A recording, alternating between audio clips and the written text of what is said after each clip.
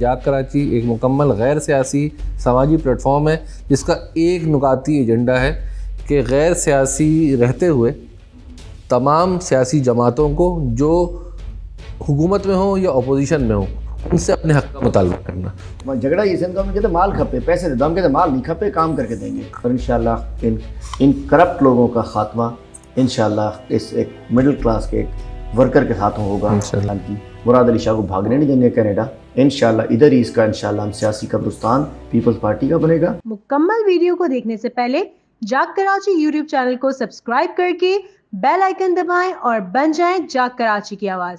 अब जाग उठो। अस्सलाम वालेकुम, मैं इस वक्त मौजूद हूँ leader of the opposition Sindh assembly Haleem Adil Sheikh sahab के साथ।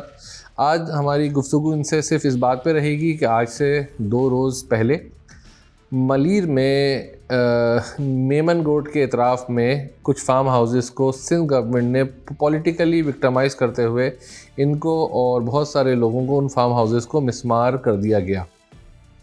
हमने इस बारे में जब सिंध गवर्नमेंट से बात की तो उन्होंने ये कहा कि ये तमाम का तमाम ऑपरेशन सुप्रीम कोर्ट के इंस्ट्रक्शंस पे हुआ है। अब हम यहाँ मोहतरम हलीम आदिल शेख साहब के पास मौजूद हैं।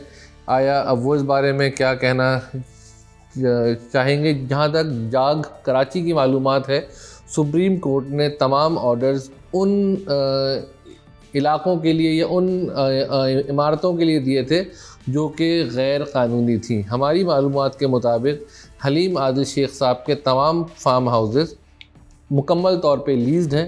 तमाम कानूनी जो मामलात थे उनको तय करने के बाद जिस तरीके से हर आम आदमी को पाकिस्तान या इस शहर में सूबे में कोई ना कोई बिज़नेस करने का हक़ है, वैसे ही हक़ इनको भी हासिल है। और तो आइए हम अपने नाज़रीन को हलीम आदिल शेख के पास साहब के पास लेके चलते हैं। सर अस्सलाम वालेकुम। वालेकुम। सर, जैसा कि मैंने अपने इंट्रोडक्शन में कहा, आपकी कल एक प्रेस कॉन्फ्रेंस भी आई, उसमें भी लोगों ने उसको सीरियसली लेने के बजाय कुछ चीज़ें जो हैं मजाक में ली। और क्योंकि हमें अफसोस यूँ है कि हम एक आम आदमी की बात करते हैं। जाग कराची एक ऐसा इदारा है जो कि कराची के हर मुतवस्सित और गरीब इलाक़े में मौजूद है। तो जो हमारे पास वाइब्स आई हैं मेमन गोड में, बहुत सारे लोग बेरोज़गार हो गए जो उन छोटे छोटे फार्म हाउसेस के साथ रोज़गार से वाबस्ता थे। आप पहले अपनी पोजीशन का बताइए और फिर सिंध गवर्नमेंट के इस एक्ट का बताइए। देखिए, मैं 2 बात करता हूँ आपसे इसमें।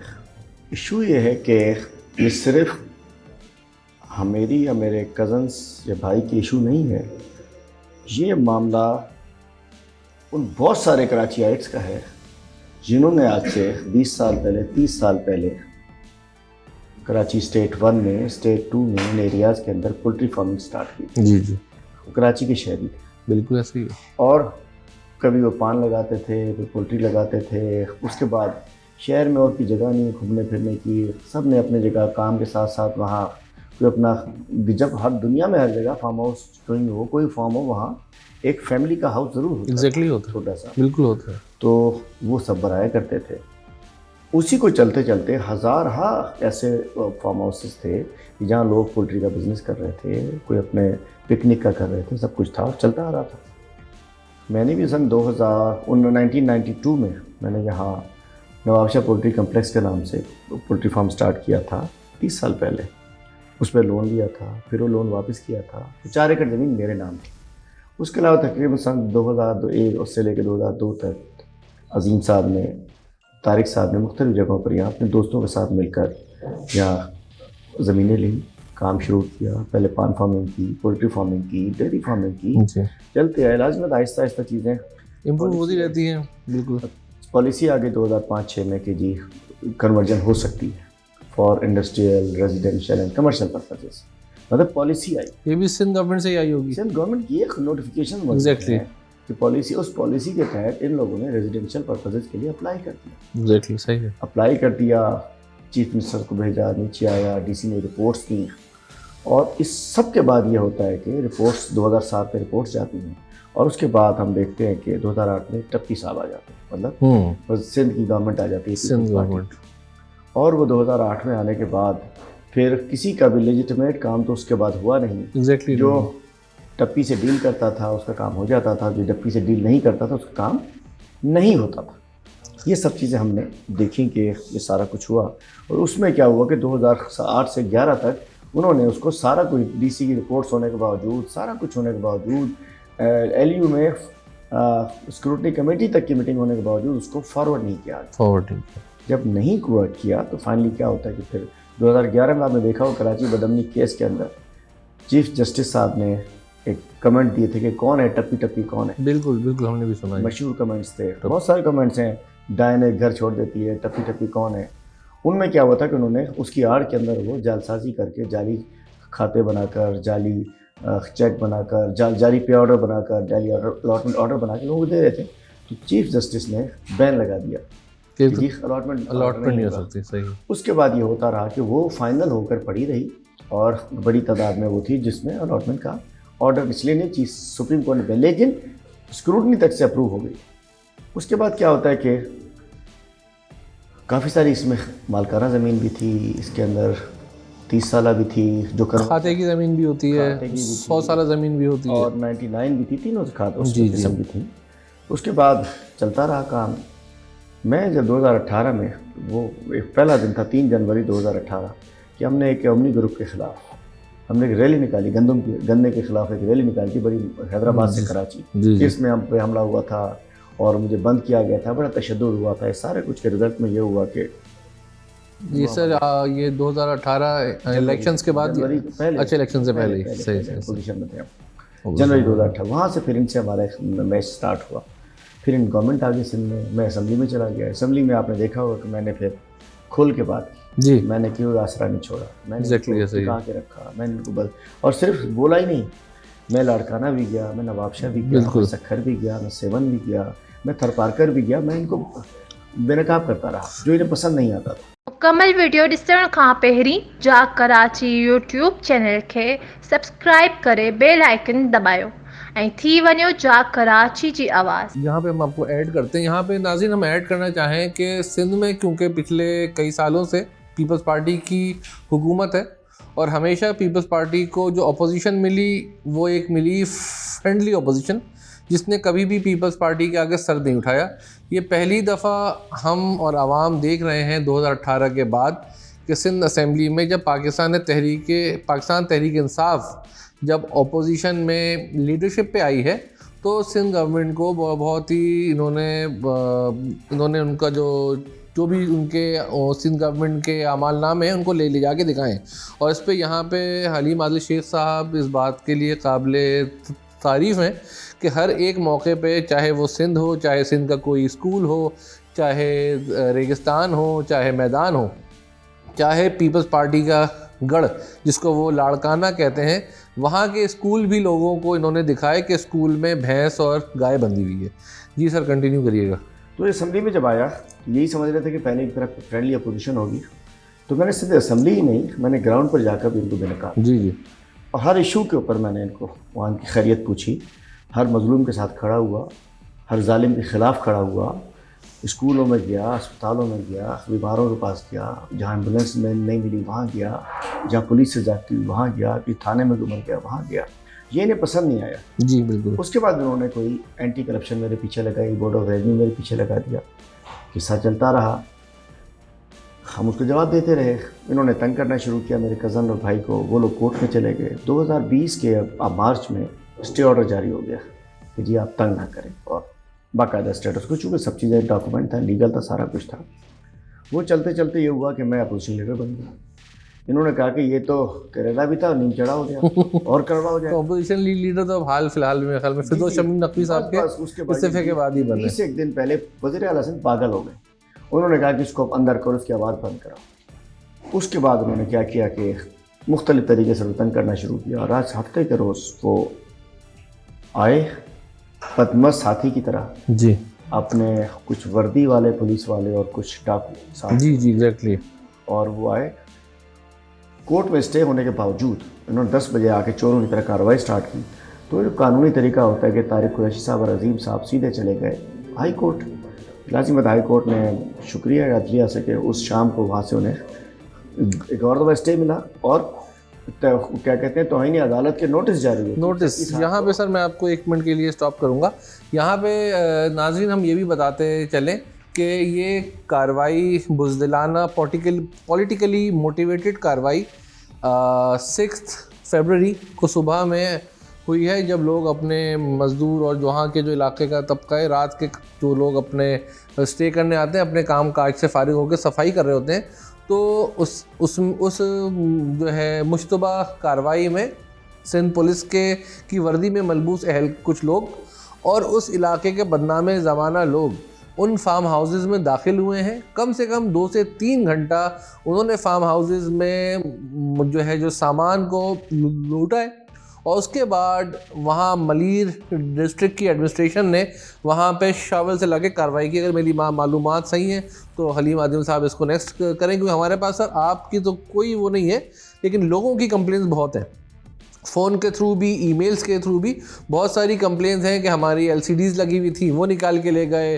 पंखे ले गए, एयर कंडीशंस ले गए। पहले ये सब कुछ हुआ है, तो उन मजलूमों के लिए भी सर हम चाहेंगे कि हम मिल के आवाज़ उठाएं। वही कहता हूँ कि वहाँ ही आए, और अगर पुलिस एडमिनिस्ट्रेशन होती है वो इंक्रोचमेंट ऑपरेशन करती है, वो है घुस के धावा बोल दिया उन्होंने, और वहाँ जाकर LCD, फ्रिज, तनख्वाह के पैसे पड़े थे एक फॉर्म में 9,75,000, बहुत बड़ा सामान था। एक जगह से कुछ 60-70 लाख का सामान था। वो उन्होंने एक एरिना बनाया था, उसके लिए सामान रखा था किसी जगह के लिए, डंप था वहाँ।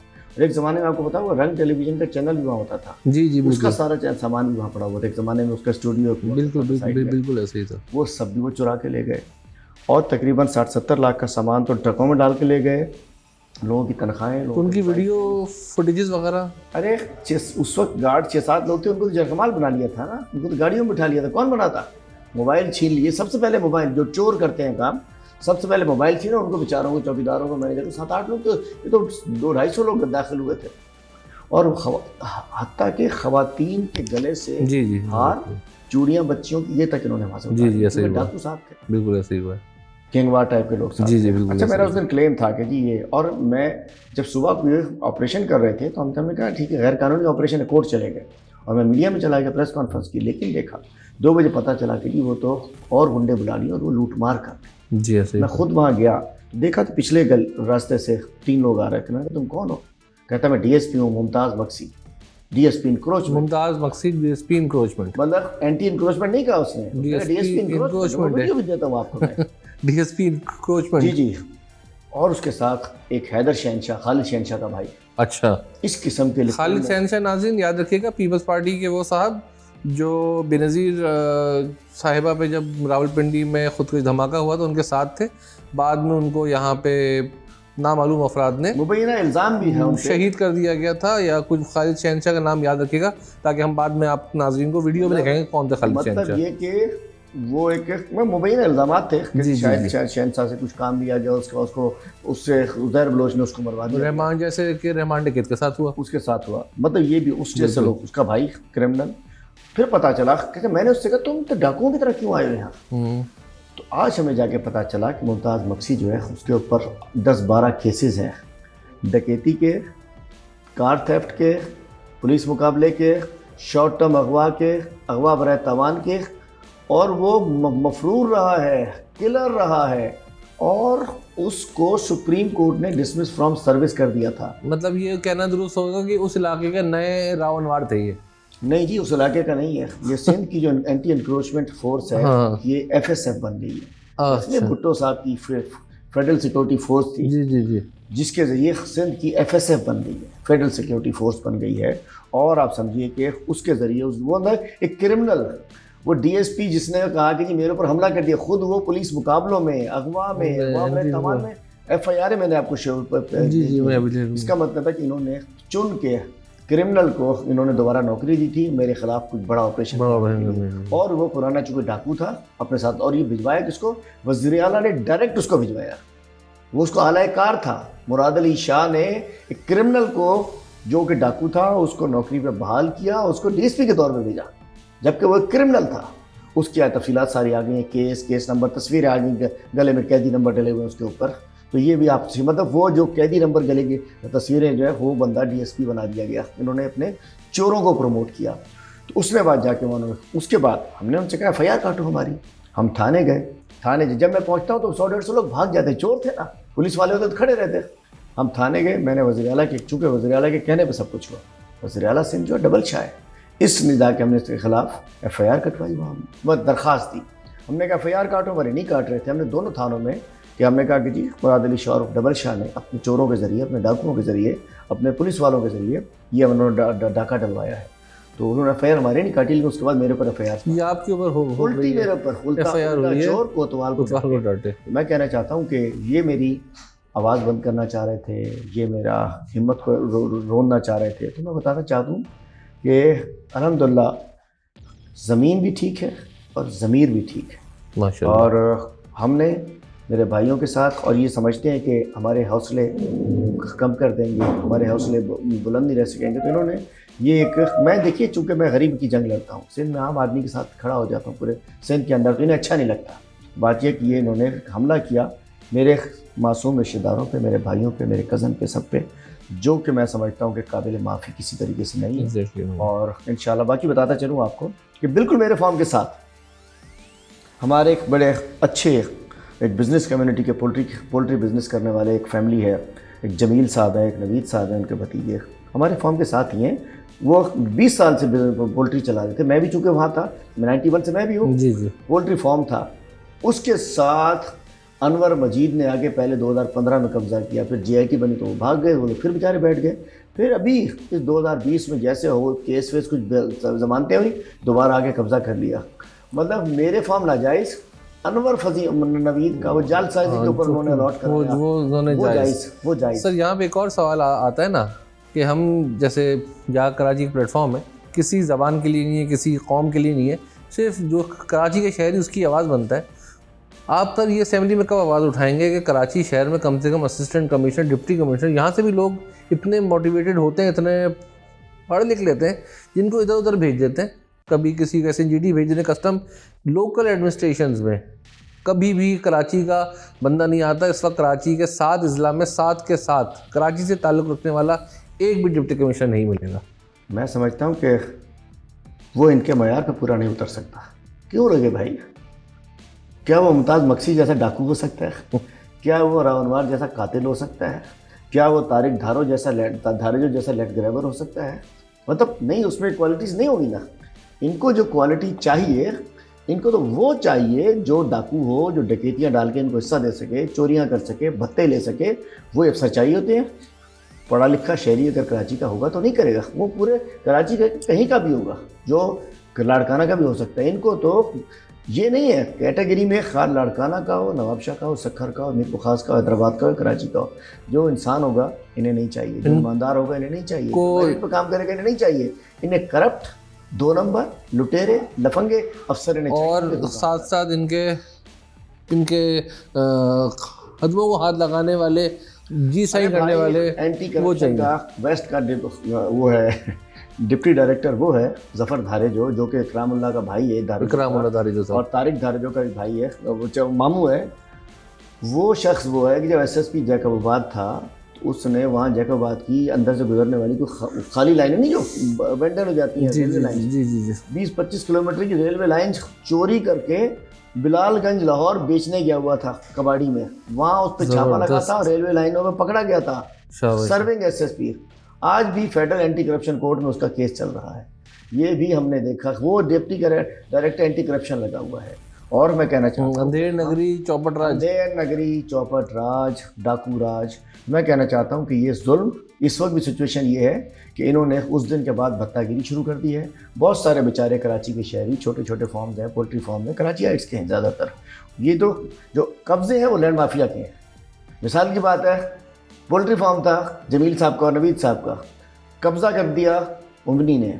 पोल्ट्री फार्म था आपका, कब्ज़ा कर दिया किसी और ने। असल जो पुराने थे, जो लेसीज थे 20-30 साल पुराने, वो बेचारों को परसों से उन्होंने बिल्ड मशीनें दिखा के उनसे भत्तागिरी शुरू कर दी है कि जी अब तो उसके भी तोड़ दिए, तुम्हारे भी तोड़ेंगे। और जो अपने लैंड ग्रैबर्स हैं, दूसरों को उन पर कब्जे कर रहे हैं। बात यह है कि इंशाअल्लाह वज़ीर आला सिंध की हुकूमत का खात्मा हमारे हाथ से होगा। और दूसरी बात मैं आपको बताता चलूँ, किसी के मरे हुए को बात नहीं करनी चाहिए, लेकिन अगर गलत है तो गलत है, सही है तो सही है। एग्जैक्टली। मिसाल की बात है, यजीद यजीद है, हुसैन हुसैन है। Exactly बताओ ऐसा कि ही यजीद को बुरा ना कहो कि इसलिए कि मर गया, नहीं क्यों ना कहें। बिल्कुल अब्दुल्ला शाह इस इलीगल लैंड अलॉटमेंट का बानी है, लैंड स्कैम्स का बानी है, उस्ताद है सबका, जिसकी वजह से, और उसके साथ एक रमेश उदेशी था, उसके ज़माने में मेंबर लैंड यूटिलाइजेशन होता था, वो बेचारा रमेश उदेशी जो है वो जेलों में सड़ता रहा, अब्दुल्ला शाह भाग गया, फिर कैसे वापस आया। मुराद अली शाह के अफसरों को इस्तेमाल कर रहे हैं। मैं बताता हूँ कि ये भाग जाएगा, लेकिन फ़र्क ये है, इसलिए नहीं भागेगा कि उस वक्त शायद नवाज शरीफ की हुकूमत थी, अब हमारी हुकूमत है इमरान खान की। मुराद अली शाह को भागने नहीं देंगे कनाडा, इंशाल्लाह इधर ही इसका इंशाल्लाह हम सियासी कब्रिस्तान पीपल्स पार्टी का बनेगा। और मुराद अली शाह जो कि डबल शाह है, मैं कहता हूँ सिंध का करप्ट तरीन, बदनाम तरीन, मतलब गलीज़ तरीन एक वज़ीर आला है, जिसने कि सिंध को करप्शन को फ़रोग दिया, 13 साल से सिंध के ख़जानों को लूट रहे हैं। सर तो लूट रहे हैं। एक आखिरी में एक सवाल लेंगे, वक्त आपको ज़्यादा नहीं लेंगे। आपने अपने इंट्रोडक्शन में कहा कि उवैस मुजफ्फर टप्पी, हमारी मालूमात के मुताबिक अब तक वो पाकिस्तान से बाहर है। सर ऐसा कोई असेंबली में लॉ नहीं है कि जो बंदा मुस्तकिल गैर हाजिर रहे, एब्सकॉन्डर हो जाए, तो एब्सकॉन्डर की बुनियादी जो रुकनीत को नॉट MP है वो, अच्छा राइट नो MP ही नहीं है, नॉट MP, उसकी जगह अच्छा दूसरा आ गया, वो अली हसन जरदारी। अच्छा वो नहीं है। वो टप्पीन क्या, तो ठेके भी दिए जाते हैं ना, बात है हर बंदे ने अपने अपने लोग रखे हुए हैं। मैं समझना चाहता हूँ कि सिंध गवर्नमेंट ने ये मुराद अली शाह साहब, इनके ऊपर रोशन सिंध प्रोग्राम की करप्शन का इल्ज़ाम है, नूरियाबाद पावर प्लांट की करप्शन का इल्ज़ाम है, शुगर मिलें बेचने का इल्ज़ाम, हेल्थ में बहुत बड़ा इशू है, हेल्थ का इल्ज़ाम नहीं, नैब में जो चल रहे हैं गंदम चोरी का इल्ज़ाम है। ये तो वो शख्स है जिसने सिंध के ख़जाने को लूटा है, डाका डाला है। मुराद अली शाह चाहता है कि मैं इसकी आवाज़, मेरी आवाज़ बंद कर लेगा। अल्लाह आवाज़ बंद ना करे, तुम किसी की आवाज़ नहीं बंद कर सकते। मेरे जज्बे मज़ीद जमा हो चुके हैं इंशाल्लाह, और इंशाल्लाह इन करप्ट लोगों का ख़ात्मा इंशाल्लाह इस एक मिडिल क्लास के एक वर्कर के हाथों होगा, जिसका ना कोई किसी खान बहादुर का ना पोता ना नवासा ना कुछ, जो अल्हम्दुलिल्लाह सेल्फ मेड है, बेसिक पॉलिटिकल वर्कर है। इंशाल्लाह मेरे हाथों इनका सियासी जनाजा पीपल्स पार्टी का निकलेगा। यहाँ पे हम सर अपने बारे में चाहेंगे, हम थोड़ा अपना बता दें। जाग कराची एक मुकम्मल गैर सियासी समाजी प्लेटफॉर्म है, जिसका एक नुकाती एजेंडा है कि गैर सियासी रहते हुए तमाम सियासी जमातों को जो हुकूमत में हो या अपोजिशन में हो, उनसे अपने हक़ का मुतालबा करना। तो हम इस वक्त being leader of the opposition आपके पास आए थे, मज़लूम आवाम की आवाज़ लेके। हमारा ये भी आपके साथ भी यकजहती हमारा जो है हमारा मकसद था, लेकिन आपके साथ यकजहती के साथ साथ उन लोगों का जिनका रोज़गार, जिनकी जमा पूंजी वहाँ पे बर्बाद कर दी गई और की जाएगी, उनकी आवाज़ बनना था। तो जाग कराची कुछ आप कहना चाहें तो हमारे नाज़रीन से। मैं समझता हूँ कि आपका बड़ा अच्छा नेटवर्क है और आपसे बात करके बड़ी तसल्ली हुई। इंशाल्लाह हम जाग कराची के साथ हैं। इंशाल्लाह कराची वालों को जागना पड़ेगा। काफ़ी हद जाग चुके हैं, लेकिन हम इंशाल्लाह कराची के हुकूक़ के ऊपर, कराची वालों के हुकूक़ के ऊपर हम अपनी पूरी इंशाल्लाह हिस्सा डालेंगे और सिर्फ आवाज़ ही नहीं उठाएंगे। फेडरल गवर्नमेंट की जानिब से आपको पता है कि K4 का प्रोजेक्ट हम कर रहे हैं, आपको पता है कि ग्रीन लाइन मास ट्रांजिट हम कर रहे हैं, नालों की सफाई के बाद ताकि कोई डूबे ना वो काम हम कर रहे हैं, KCR हम कर रहे हैं, जो 1100 अरब का प्रोजेक्ट्स हैं, पैकेज है, उसमें 734 अरब हम कर। बहुत अच्छी बात आपने 1100 अरब। अक्सर सवाल होते हैं, अगर आपने वही सिंध गवर्नमेंट के हाथ में दे दिया तो फिर तो झगड़ा ये सिंध गवर्नमेंट कहते माल खपे पैसे दे दो, हम कहते माल नहीं खपे काम करके देंगे। अल्हम्दुलिल्लाह 52 फायर टेंडर्स यहाँ आ चुके हैं, अनकरीब आपको फायर ब्रिगेड की गाड़ियाँ यहाँ आपको नजर आते हैं। थैंक यू वेरी मच, बहुत शुक्रिया साहब, थैंक यू।